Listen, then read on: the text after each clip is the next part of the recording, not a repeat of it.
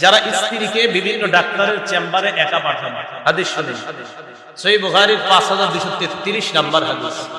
قال رسول الله صلى الله عليه وسلم নবীজি বলেন, লা ইয়াখলুওয়ান্না রাজুলুন বিইমরাআ ইল্লা মা জি মাহরামিন, কোন পুরুষ কোন নারীর সাথে একান্তে কথা বলবে না, মিলিত হবে না, সাক্ষাৎ করবে না মাহরাম ছাড়া।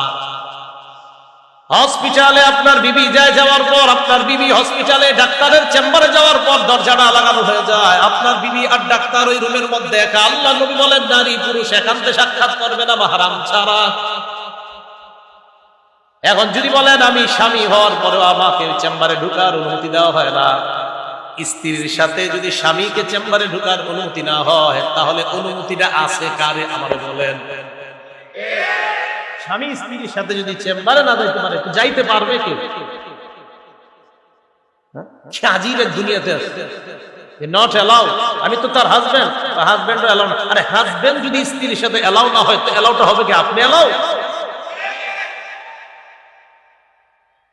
এগুলো 2 নাম্বার কারণ। নারী পুরুষের অবাধ মেলামেশা, শয়তান তাদের মাঝে কুমন্ত্রণা দেওয়ার সম্ভাবনা আছে না নাই? 3 নাম্বার কারণ পর্দাহীনতা। বলেন কি? এটাও আমাদের দেশে নাই। এটা 3 নাম্বার কারণ, পর্দাহীনতা। তিরমিজি শরীফের 1173 নাম্বার হাদিসের বর্ণনা।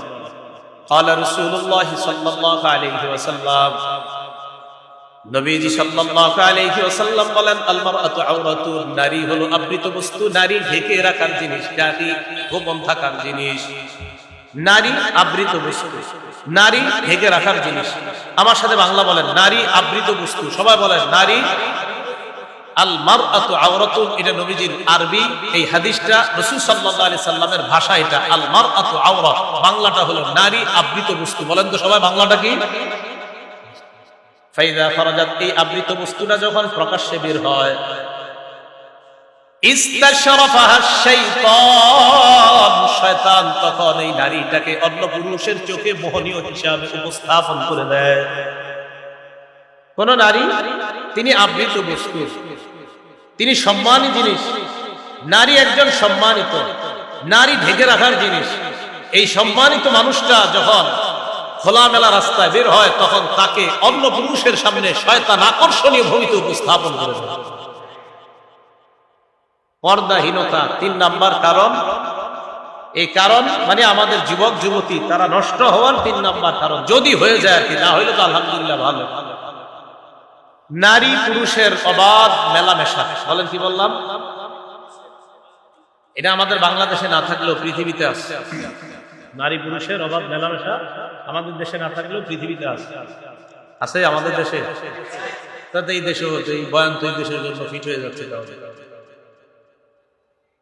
সহিহ বুখারীর বর্ণনা 5232 নাম্বার হাদিসের বর্ণনা। قال رسول الله صلى الله عليه وسلم নবীজি বলেন, ইয়াকুম ওয়াদ-দুখুল আলা নিসা, হে পুরুষরা, তোমরা নারীদের কাছে গমন করা থেকে বাঁচো। তোমরা নারীদের কাছে বেশি বেশি যাতায়াত করা থেকে বাঁচো। ফাকালা রাজুলুম মিনাল আনসার, এক আনসারী যুবক দাঁড়ায় কয়, আফারাআইতাল হাম্মা ইয়া রাসূলুল্লাহ, হুজুর দেবরের ব্যাপারে আপনি কি বলবেন? দেবর চিনেন? কারে কয়? স্বামীর 25 বছরের ছোট ভাইকে। কাকে? 25 বছরের ভাইয়ের বয়স 25, ছোট ভাই তো সমস্যা নাই, তোর ভাইরে নিয়ে ফার্মেসিতে যা, আর ছোট ভাই তো তোমার, যাও ঘরে নিয়ে যাও, বয়স 25। সাহাবী দাঁড়িয়ে বললেন, আফারাইতাল হাম্মা ইয়া রাসূলুল্লাহ, হুজুর দেবরের ব্যাপারে আপনি কি বলবেন? নবীজি বললেন, আল হাম্মু আল মাউত, দেবর হলো মৃত্যু। জোরে বলেন, দেবর মৃত্যু। বলেন দেবর। এবার আসেন